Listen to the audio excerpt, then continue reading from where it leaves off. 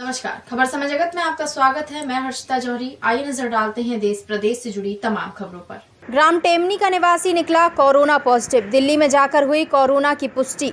आपको बता दें कि ग्राम पंचायत टेमनी निवासी जो अनिल ध्वारे, जो कि दिल्ली में नौकरी करते हैं, वे सीआरपीएफ में हैं। वे देश में लॉकडाउन के पहले ही छुट्टी लेकर दिल्ली से अपने गाँव टेमनी पहुँचे थे। गांव में उनके कोई रिश्तेदार की शादी में शामिल हुए थे, जिसके बाद वे और भी दूसरी जगह पर गए थे।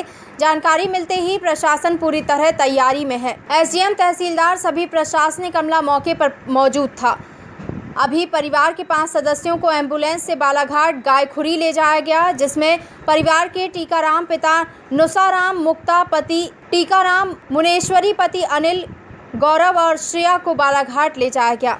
एसडीएम ने बताया कि अभी ऐसी कोई बात नहीं है, जब इनकी जांच होगी उसके उपरांत ही कोई निर्णय लिया जाएगा। अभी इन लोगों की कंटेनमेंट लिस्ट खंगाली जा रही है, उसके बाद ही कुछ संभवतः कहा जाएगा। कोरोना मरीज 25 तारीख को अपने गांव से दिल्ली के लिए रवाना हुए, जिसमें 2 लोगों ने कोरोना पॉजिटिव व्यक्ति को नागपुर छोड़ने गए थे और 28 तारीख को रिपोर्ट आने पर कोरोना की पुष्टि हो गई। ग्राम टेमनी के एरिया को सील किया गया है। रिपोर्ट आने के उपरांत कुछ करने पर विचार किया जाएगा। टेमनी ग्राम पंचायत के एक व्यक्ति हैं, ये 25 तारीख को यहाँ से नागपुर गए हैं। नागपुर से दिल्ली चले गए। दिल्ली में उनकी रिपोर्ट जो है 28 तारीख को पॉजिटिव आई है।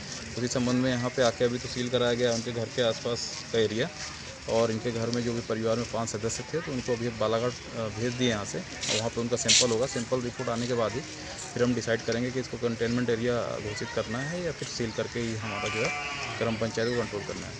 सर, सुनने में आया कि खुर्शीपार भी उसकी लोकेशन थी।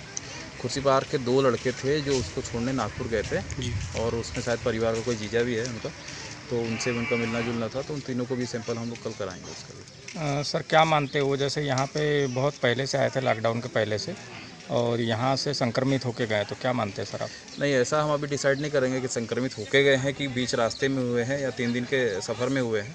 अब यार रिपोर्ट एक बार आ जाए परिवार वालों की, जो हमारे अभी हमने कॉन्टैक्ट लिस्ट बनाया है उसकी रिपोर्ट आ जाए सभी की, तो हम फिर डिसाइड करेंगे कि यहाँ से संक्रमण हुआ है या वहाँ गए हैं तब हुआ है। कितने नाम आए सर सामने लिस्ट में? अभी तो लिस्ट में फ़िलहाल हमारे पास 10 नाम हैं, तो हम पहले उसका सैंपल करा रहे हैं और कॉन्टैक्ट लिस्ट हम बना रहे हैं लगातार बात कर करके उनसे।